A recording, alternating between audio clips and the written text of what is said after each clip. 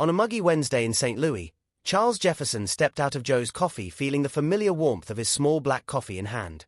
At 72, life had taught him many lessons, especially about the fragile nature of peace.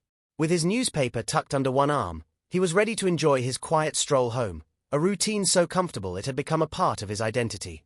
As he ambled down Lincoln Avenue, the air hummed with the sound of everyday life, the laughter of children playing in a nearby park, the distant clang of a bicycle bell, and the low rumble of cars meandering through the hot afternoon.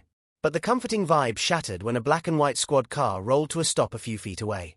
"Sir, can we see some ID?" the younger officer asked, his voice flat and unyielding. Charles halted, confusion knitting his brows together. Surely, this couldn't be happening today. He glanced around, wishing he could disappear into the crowd. Bystanders lingered, their gazes heavy with scrutiny. A woman with a stroller, a man on a bike, and a few passers-by now slowed down to watch the unfolding scene. "Is there a problem, officers?" he replied, trying to maintain his composure. The older officer stepped forward, an air of predatory authority surrounding him. "You fit a description of a suspicious person," he said, a smirk playing at the corners of his mouth. Charles's heart sank. He could see the younger officer's uncertainty flickering in his eyes. "Suspicious? Look at me," he gestured to his crisp button-up and khakis. "You really think I'm a threat?" The words hung in the air, laden with bitterness and fatigue, as the older cop stepped closer, an unwelcome weight of intimidation. "I just need to check your ID," the younger officer chimed in awkwardly, clearly uncomfortable but bound by his partner's confidence. Charles's jaw clenched, the familiar squeeze of anger and humiliation washing over him. He knew what was at stake here, how a simple moment could spiral into something terrible. "I don't resist. I don't fight," he reminded himself, recalling the advice passed down through generations. Yet, the indignity of the situation simmered beneath the surface. "I'm just a man getting coffee." But the only response he received was the firm grip of the older officer as he began to pat him down, an act more about exerting control than any actual concern for safety. Charles let out a breath. Nothing could prepare him for the feeling of helplessness when he clearly had done nothing wrong. "Do you have any weapons?" the younger officer posed, still lingering on the fringes of this debacle. "Does it look like I carry a weapon?" Charles retorted, his voice caustic, but a hint of desperation filtered through. "Cooperate, and you'll be on your way." The older cop's words were smug, but Charles's resolve hardened. He was done complying in silence. In a calculated decision, he slowly drew his phone from his pocket. The older officer immediately tensed, a look of caution flashing across his face. "Hands where I can see them." Charles raised the phone deliberately, locking eyes with the older officer. "I'm calling my daughter." The younger cop turned visibly nervous as he glanced at his partner, but Charles remained unwavering. "Monica, it's Dad," he spoke into the phone, his heart steady but anger simmering just beneath the surface. "Can you come to Lincoln Avenue? I need you to know what's happening." "What do you mean? What's wrong?" Her tone shifted from concern to urgency as if sensing the gravity of the situation. "I'm being stopped by the police for no reason. Just outside Joe's." The silence fell like a brick. "Stay on the line. Put me on speaker," she ordered, and Charles complied without hesitation, holding the phone out for everyone to hear. "This is Monica Jefferson, U.S. Attorney General," her voice cut through the thick tension, sharp and commanding. "Who am I speaking to?" The transformation in the atmosphere around them was palpable. The weight of the moment shifted, and the two officers exchanged glances, uncertainty creeping into their demeanor. For the first time, they knew they were not just dealing with another man but a man whose daughter held the keys to their recklessness. We received a call about a suspicious person," the older officer stammered hesitantly. "What was suspicious about him?" Monica's voice held a steely edge, the kind of authority that demanded answers. "Was he committing a crime? Was he threatening anyone?" The crowd, which had been an audience to the unfolding drama, now leaned in, some recording, some whispering to each other, all eyes trained on the two officers who had lost their grip on the situation. We just thought," the younger officer began, but the older cop silenced him with a glare, realizing they were cornered. "Thought? You thought you could rough up an elderly man with no basis?" She countered, her voice gaining strength with every syllable. "You better have a better explanation than that." It was a misunderstanding," the older cop finally attempted, his facade cracking. "Misunderstanding?" Monica's retort was icy. "This is not just a misunderstanding. My father is 72, walking home from a coffee shop. Silence hung heavily in the air. The crowd remained, now heavily invested, and Charles stood at the center, phone still in hand. He felt every gaze, every ounce of disbelief surrounding him as he pulled the thin line between safety and danger taut. "Do you want to issue an apology?" he asked, too calm. Charles's voice rang out, sharp against the silence. The older officer swallowed hard, clearly grasping the fruitless hope of regaining control. The younger officer's hands moved from his belt reluctantly, realizing they were on shaky ground. "Sir, you can go." "I can go," Charles echoed, voice laced with an incredulous calm, relishing the moment. He took a beat to meet their gazes with unyielding strength, then spoke firmly. "I'd like an apology, too. You boys really should learn how to treat people." As he turned to leave, the atmosphere shifted. The crowd erupted into a murmur, voices firing up indignation, but Charles felt an unmistakable power surge. He had a voice, and now he wanted others to wield theirs. Drawing in a deep breath, he paused one last time. "I hope you learned something today because a lot of people are about to learn about you." And with that, he walked away, leaving behind the echoes of their incompetence and the dawning clarity of a moment that would ripple outward far beyond Lincoln Avenue. In that instant, he knew everything was about to change, not just for him, but for everyone who had witnessed the truth. Charles walked onward, a sense of relief mingling with the anticipation of what lay ahead. Today was only the beginning. As Charles walked away, he felt the weight of the moment settling in. The murmurs of the crowd echoed behind him, filled with disbelief, outrage, and a sense of empowerment. He could hear a woman's voice cutting through, questioning the officers, demanding accountability. It was a melody he had longed to hear, a chorus of voices refusing to accept silence. Each step he took felt heavier yet liberating, the warm Missouri sun still hanging in the sky, illuminating his path. He didn't turn back. He didn't need to. The air crackled with a tension that made his skin prickle with both unease and exhilaration. Behind him, the consequences of humiliation and injustice were beginning to take shape, coiling through the crowd like a storm ready to unleash its fury. He slid his phone back into his pocket, but not before noting the barrage of notifications that had come in while he confronted the officers. People were responding, engaging, sharing their outrage. Monica's steady voice echoed in his mind. This wasn't just his fight, it was a collective push for change. Reaching his front porch, he turned to watch the world stirred by his presence. News vans were establishing themselves, reporters setting up cameras, and gathering the very essence of anger and frustration that had been simmering beneath the surface for so long. Birds chirped as if they too sensed the shift in the air. Inside, the television was still broadcasting the incident, a rotating cycle of clips featuring his own face, the officers, and the now high-energy crowd. Charles's heart raced as he saw himself on the screen, captured mid-walk, the expression of helplessness shifting into determination. The narrative that had been spun was suddenly larger than his personal experience. It was digging into decades of systemic issues and social injustice. His phone vibrated again, a text flashing across the screen from Monica. "Asterisk, are you watching? It's trending." Asterisk. He replied quickly. Asterisk, I am. How bad is it? Asterisk. Asterisk, bad. Protest groups are mobilizing. This is going national. Asterisk. Charles exhaled, an unexpected swell of pride rising within him. However, it was quickly followed by a sobering realization. This was just the start. It wouldn't come without its challenges. He stood there, absorbing the moment like a sponge, waiting for a change that had been so long in coming. "Dad!" The familiar voice jolted him from his thoughts. He turned to see Monica marching up the path, her face already steeled in determination. "Did you see the footage? This isn't just going to blow over." "I know," he nodded gravely, taking in the urgency that marked her features. "This is about more than just what happened to me. It's a reflection of a larger issue." "They're spinning it," she stated, her brow furrowing. "The police will release a statement trying to downplay everything. But we can't let that happen. We need to take charge of the narrative." Charles felt the heat of her resolve urging him forward. "What do you want to do?" "First, we need to gather some data, statistics on racial profiling, personal testimonies, and we should get our hands on that video footage. It's crucial we supply the evidence needed to pressure officials." "Okay, so what's step one?" he asked, anxiety bubbling under his calm exterior. She took a breath, gathering her thoughts. "We need to act fast, firm up support from community leaders, local activists. They know how to mobilize people effectively.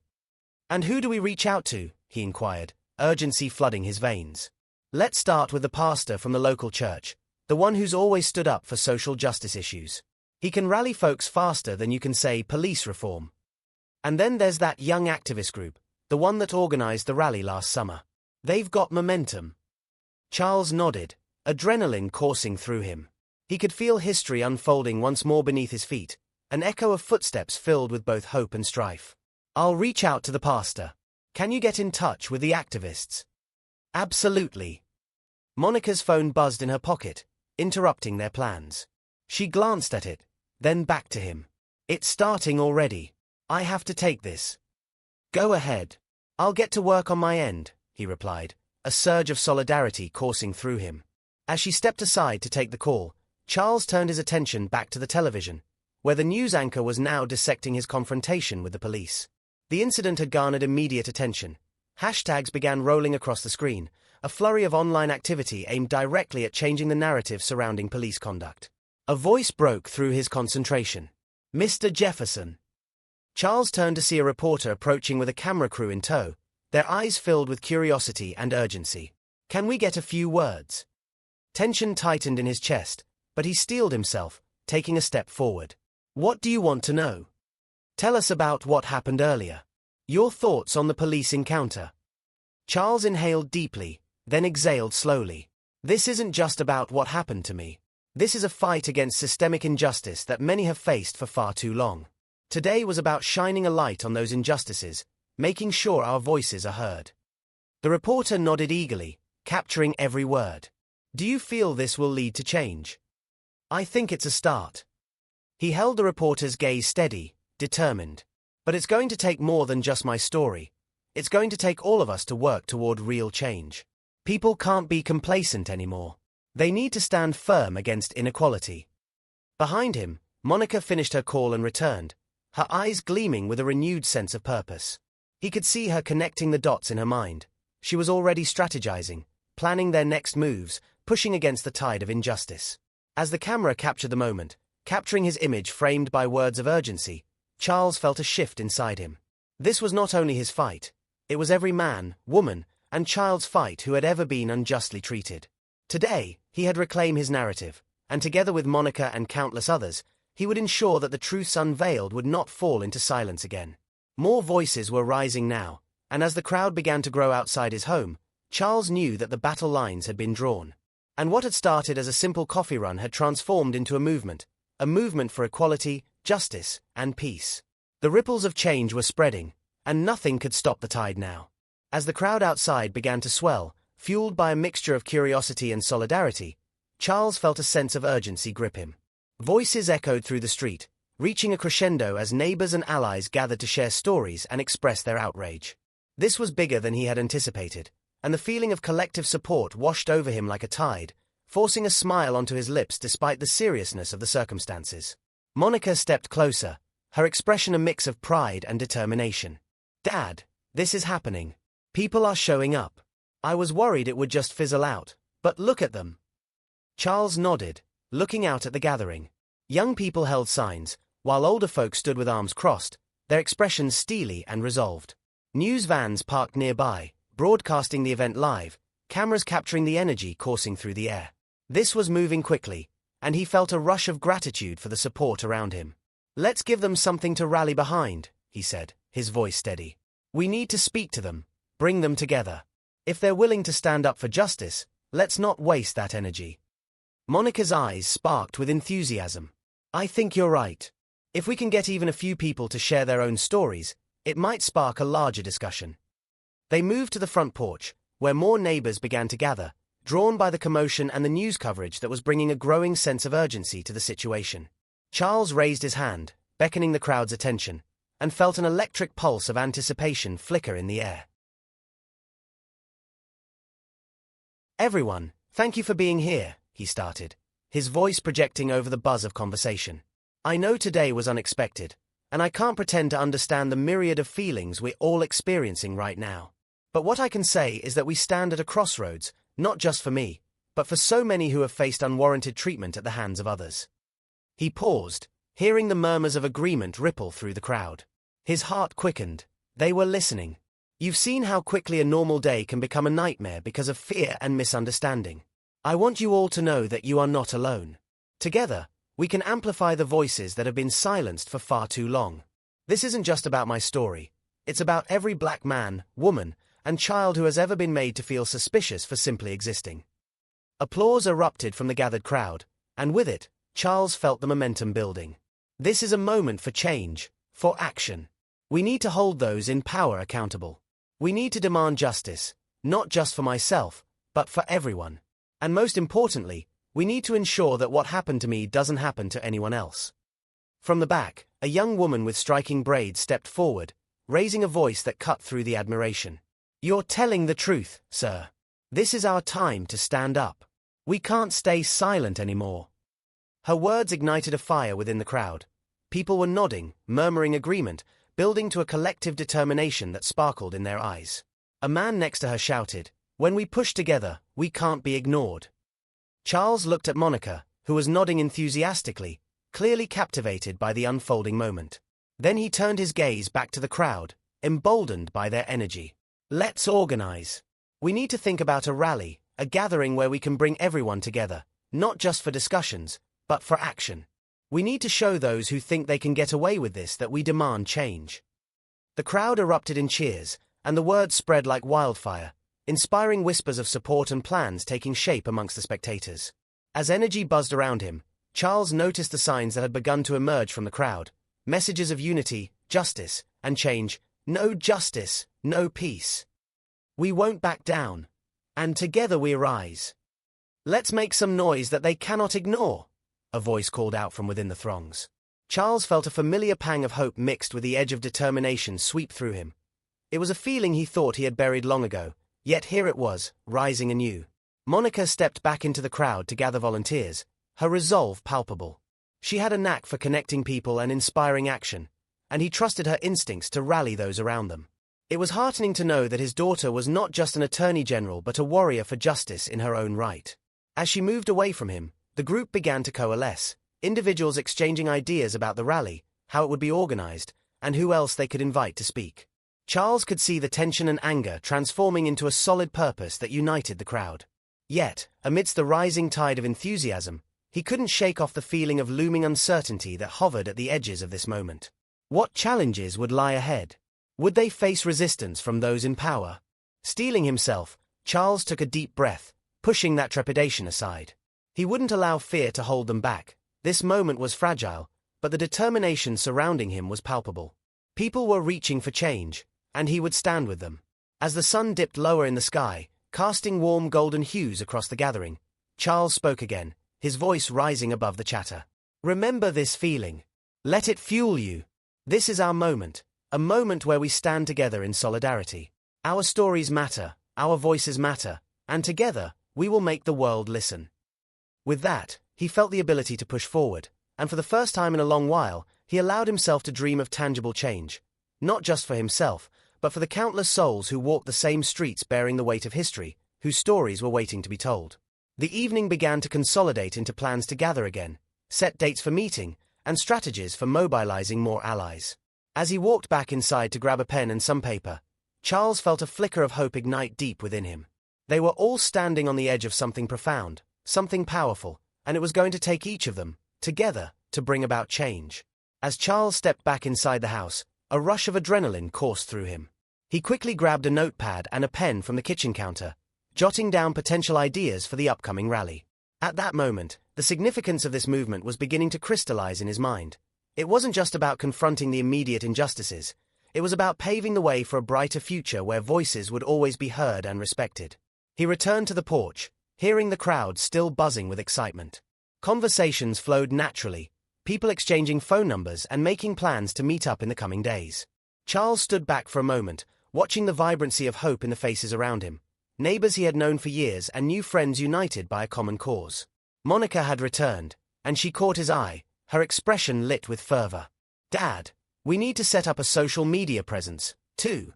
If we want this to grow, we have to engage with a larger audience. The more people know about our movement, the more pressure we can put on the authorities." He nodded, his heart swelling with pride at her dedication. "Absolutely. Let's create a Facebook page, an Instagram account, whatever we need to get the word out. As they started discussing strategies, Charles felt the foundation of something great being built before his eyes. They brainstormed hashtags and slogans, crafting their message to attract attention not just locally, but nationally. "Here's an idea," Monica said, her brow scrunched in concentration. "What if we documented our journey? From this initial gathering through to the rally, we can share the progress, the faces, the stories, the testimonies. People love to connect on a personal level." "That's brilliant!" Charles exclaimed. "Let's capture the emotions, the stories behind the signs and chants. This isn't just a fight for us, it's a fight for everyone who has ever felt voiceless." The fire of determination blazed in both their hearts as they shared ideas, beginning to outline potential speakers for the rally, local leaders from different backgrounds, and those who had been on the receiving end of the very injustices they were fighting against. It was paramount to amplify voices that had been marginalized, to create a space for people to share their experiences. As the sun dipped below the horizon, casting the world in hues of purple and blue, the energy outside shifted. People began forming small circles, sharing stories and pledges of support. A man began to play the guitar, his music weaving through the anxious air, soothing and strengthening spirits. "Let's catch some of this magic," Monica suggested. She pulled out her phone and began recording, capturing snippets of conversations and expressions, the very essence of a community standing together. An hour passed, filled with laughter, tears, and vows of solidarity. Charles watched as the crowd adapted, energizing one another, discussing their past struggles and hopes for change. It was a beautiful tapestry of humanity unfolding before him, and he couldn't have been prouder of what they were building together. Finally, when the darkness settled fully and the stars began to twinkle above, he and Monica called for attention again. "Thank you all for being here." Charles began, his voice full of gratitude. "What we're doing tonight, what we're building, is just the beginning. Each of your stories is invaluable to this movement. Every voice here matters." Monica chimed in, her excitement infectious. "We want to keep this momentum going. Let's plan to meet again in just a few days to finalize everything for the rally, to strategize, and to amplify our voices." The crowd erupted in cheers, the enthusiasm palpable as they discussed practical logistics, all underlined by an inspiring sense of urgency. An older gentleman approached Charles, leaning in with a warm smile. "You've got something special brewing here, my friend. This isn't just about reform, it's a revolution." Charles returned his smile, though he felt the weight of responsibility on his shoulders.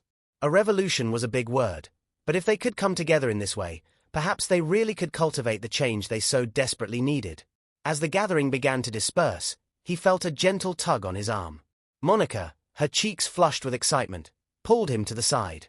"Dad, can you believe the conversations that are happening? Can you see the change? This is just the start. I feel it." "I know, I can feel it too," he replied, overcome with emotion. "But remember, it's going to take a lot of work to maintain this energy. We have to ensure everyone stays engaged, and that we follow through on our plans." "Absolutely," she agreed, her eyes bright. "But we can do this together. We're stronger as a team." He clasped her shoulder, the bond between them now fortified by a shared mission. "Yes, together. And I'll need your voice in this, your bravery. You're a natural at rallying people, Monica." Their discussions continued as they walked back toward the house, strategizing about ways to encourage others in the community to get involved. The night air was crisp and filled with the promise of possibility, and as they prepared to sleep for the night, hope settled over the neighborhood like a blanket. When morning dawned, they would begin to lay the groundwork for a movement that could ripple outward, influencing change beyond their little corner of the world. It would take patience and resilience, but they were more than ready for the challenge. In the weeks that followed, time blurred into a whirlwind of activity. Social media accounts exploded with engagement, posts crafted with care shared vital statistics, local histories, and countless personal stories detailing injustice. The community held several meetings, productive brainstorming sessions culminating in the formation of a clear set of goals and a rally date set to be a crowning demonstration of unity. Finally, the day arrived, an afternoon illuminated by sunshine and hope. Charles and Monica looked over the square, now adorned with banners and an assortment of people carrying signs that pressed for justice, dignity, and equality. The atmosphere buzzed with energy as they saw faces from all walks of life gathered together, hands raised in solidarity. Standing at the microphone, surrounded by a sea of bright eyes, he took a deep breath, realizing just how far they had come. With each heartbeat, he understood that this wouldn't just be a singular event. It was a movement igniting the flames of change, blooded but unbowed in their resolve. Today, he started, his voice overcoming the chatter, we write our own narrative. Today, we make sure that every single one of our voices is heard. Today, an unstoppable force is gathered here, one that will push through the barriers standing against us. Together, we are the change. Cheers erupted from the crowd, enveloping him in a wave of energy that radiated throughout. And as he looked around at the faces illuminated by the sun, he knew that they would never go back to silence. They were standing on the brink of transformation, ready not just to echo their cries for justice, but to ensure that those cries were turned into action.